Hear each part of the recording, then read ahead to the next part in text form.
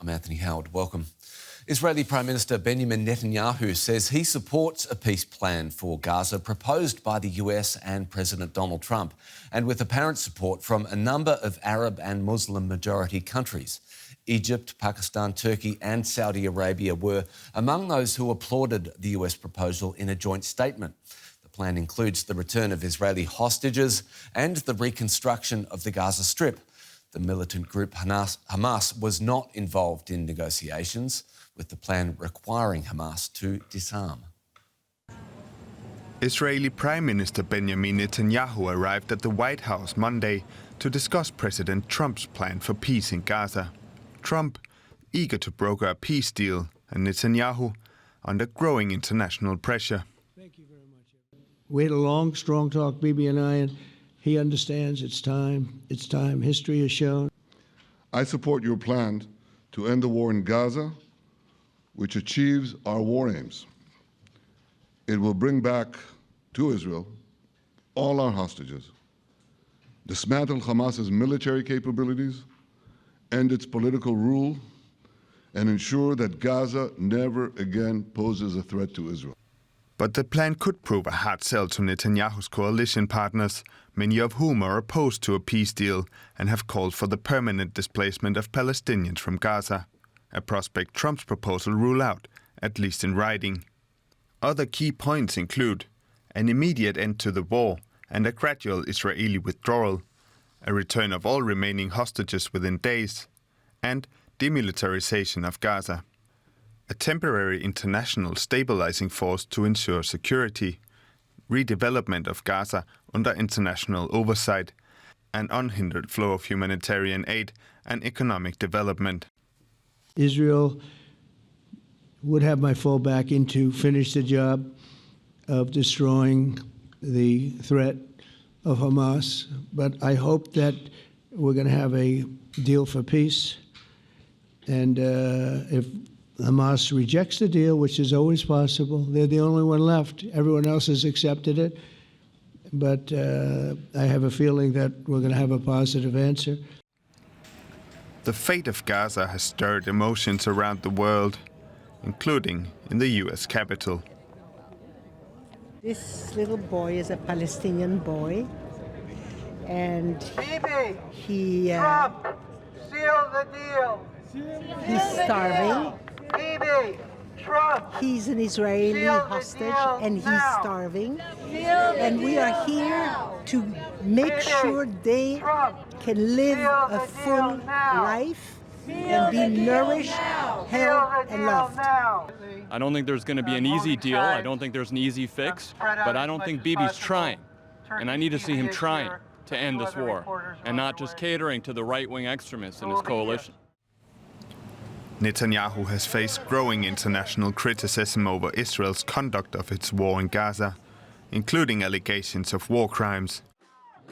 And at home too, there's growing public pressure to end the war and secure the release of the remaining hostages. A little earlier, I asked DW correspondent Tania Kraemer in Jerusalem how Israelis are reacting to the US-backed peace plan. Well, I think it really depends who you ask, but there has been a general sense, a majority in Israel, people saying they want to see an end to the war to get the hostages out, and this deal could provide that. It's generally seen in the first reactions as very favorable for Israel's positions. But of course, we heard from the Hostage and Missing Families Forum, that's one of the forums that represents most of the hostage families. They called it a historic turning point, but they also called on Prime Minister Benjamin Netanyahu to immediately halt the Gaza City invasion to make sure that the hostages there are not being put in danger. What they have been saying is that they felt actually seen by US President Donald Trump. He mentioned that he saw the banners and the calls, and all the demonstration that we've seen lately. They were always calls in English directly addressed to President Trump. So they say there is something that could move forward. We also heard from the more hard-right Tikva Forum. They're also representing some of the hostage families, but are seen as closer to the Israeli government. They also said they're welcoming it and saying it leaves the options open for Israel. So, of course, on the political level, we heard from opposition leaders, they're supporting this. But of course, now we have to wait also for the far-right coalition partners, what they have to say. And, this will be more seen in the coming hours while Prime Minister Benjamin Netanyahu is on his way back now to Israel. And Tania, Hamas is the other key stakeholder here, I guess. Does anyone think Hamas will agree to a proposal that would see an absolute end to their influence in Gaza? Well, this is, of course, now the key question. Hamas was not really involved in, this proposal, and they have said, some of the officials said, they're now studying the proposal. They will consult with the other factions in Gaza, and then will come up with a response in due time. Now, if you're looking at some of the points, some of them were basically issues that were rejected in the past by Hamas. For example, the disarmament issue, but also the issue of governance, but also about the guarantees that Israel, once Hamas would release those 48 hostages, that Israel will not resume the war. On the other hand, there are also some of the issues there that are in favor of Hamas. They would get 250 what Israel calls security prisoners. These are prisoners that are in Israeli prisons for life, for murder, for attacks, but also in addition to that 1,700 people that were detained from Gaza after October 7. I think what's also key is that some of the, as you mentioned, that some of the Arab and Muslim countries have actually endorsed that plan. So there's a lot of pressure now on Hamas to possibly favorably look at that plan, and we have to wait and see whether they will agree to it in full or with reservations. And what about the Palestinian community in both Israel and the Palestinian territories? Tania, what are they saying now? Well, what we heard so far, and I think the most important here is the reaction from Gaza. And people there said they've been in this situation so many times before. There were a lot of hopes, and then they were dashed, and a lot of disappointment. They really want to see an end to the war. They're living this war now for 2 years. I mean, the plan is seen as being favorable to Israel, but at the same time, there also has been a lot of criticism voiced in recent months against the Hamas leadership, mainly the leadership outside. People in Gaza have said they need to come to a conclusion. We cannot, live that any longer with what is going on in Gaza. So they are certainly hoping for an end to the war. We also heard from the Palestinian Authority, that's the entity that is governing parts of the Israeli-occupied West Bank. Of course, they have welcomed the plan. They have said we're going to work with that. Of course, they don't have a say in what is happening in Gaza right now. So we have to wait and see what Hamas will say to that plan. Tania Kraemer in Jerusalem, thanks so much. Geopolitical analyst Kristina Kausch joins us now. She's the German Marshall Fund of the United States think tank. Kristina, do you think it's possible that the breakthrough we've all been waiting for could come from a plan orchestrated by US President Trump? Well, I think it's too early to call this a breakthrough or potential possibility for breakthrough. This is a serious plan. It is quite detailed. It comes at a crucial moment where the main aim is to avoid annexation of the Gaza Strip and possibly the West Bank by Israel. And that is, I think, the primary goal, first of all, to put a stop to Netanyahu, to end the fighting in Gaza and to restore humanitarian aid to the Gaza. So that's the primary goal. And if Hamas agrees to those terms, which is far from a given, then it could be a breakthrough to end the fighting in the first place. But it is not a peace plan or a path towards a lasting solution of the Israeli-Palestinian conflict. Trump does have several Arab states on board, including countries that have been financial backers of Hamas. How significant is the support of these countries?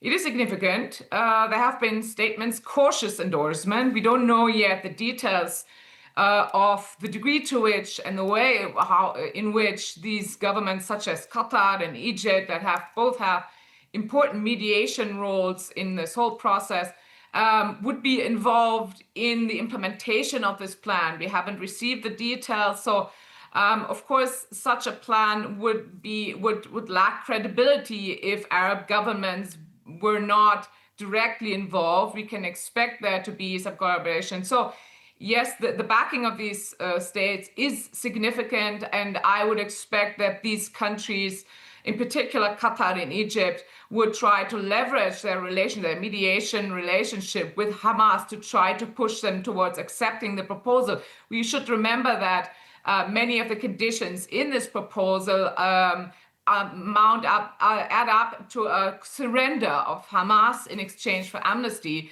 So it is far from given that they will succeed in convincing Hamas to accept these conditions. Yeah, Trump has announced that Israel will finish the job if Hamas rejects the plan. Hamas is currently reviewing the plan. Do you see it as a possibility that Hamas could lay down their arms? That depends always on what their alternatives are, whether they think that this will benefit their goals in the long term. That's a strategic calculus within Hamas that is hard to judge. As was mentioned previously, in previous proposals that have been advanced, some of these conditions were already rejected by Hamas. But of course, if the alternative is that, as Trump was putting it, Israel will finish the job. In other words, will be sanctioned by or allowed by the United States, will be allowed to enter the Gaza Strip and annex it, and leading to a permanent occupation of the Gaza Strip by Israel, which would in effect be the end of Hamas. So you could imagine conditions under which you could imagine that this changes the strategic calculus of Hamas leadership. So it is possible that they accept it, but there are many obstacles to that. Kristina, we'll leave it there. Kristina Kausch from the German Marshall Fund of the United States. Thanks so much. Thank you. Middle East analyst Laura Blumenfeld told me what she thinks of the plan. It's certainly a breakthrough, at least for Israel. They accomplished their main goals. Number one, release the hostages. Number two, defeat Hamas. And number three, they finally have a day after plan, which does not, point to a guaranteed Palestinian state or Palestinian Authority rule, which were two conditions that Netanyahu was really fighting against. It creates performance-bound conditions for those things to happen rather than time-bound. So when you hear Netanyahu saying to the UN, we're not going to have a state shoved down our throats, that's exactly what he means, and that's exactly what he was reassured about today at the White House. OK, you suggest it's good for Israelis. Will it be good for Palestinians? Well, the Arab and Islamic world apparently think so. I mean, so far, 8 Arab and Islamic foreign ministers have said that they welcome the plan and they're willing to work with the U.S. administration to implement it. It's not just Israel's, sort of traditional peace partners, although they kind of have cold relations with most of the world, the Islamic world. It's not just UAE and Egypt and Jordan, but it's countries like Qatar, Pakistan, and Turkey. So I think that that's significant. We're still waiting to hear what Hamas says about it. But it looks like, the pressure is on, and hopefully the Hamas side will accept the deal, because if not, what Trump has indicated is a green light for Israel to go back in and, quote, finish the job, which would certainly be ugly. So what about the people of Gaza themselves? What does their future look like under this plan? Well, under Trump's plan, it's all about, rebuilding. He calls Gaza a demilitarized, terror-free zone. Because it's President Trump, I'm sure he's thinking about a tax-free zone, because he is certainly focused on commercial development. Not that Gaza ever could be a Riviera. Khan Yunis will never be Khan.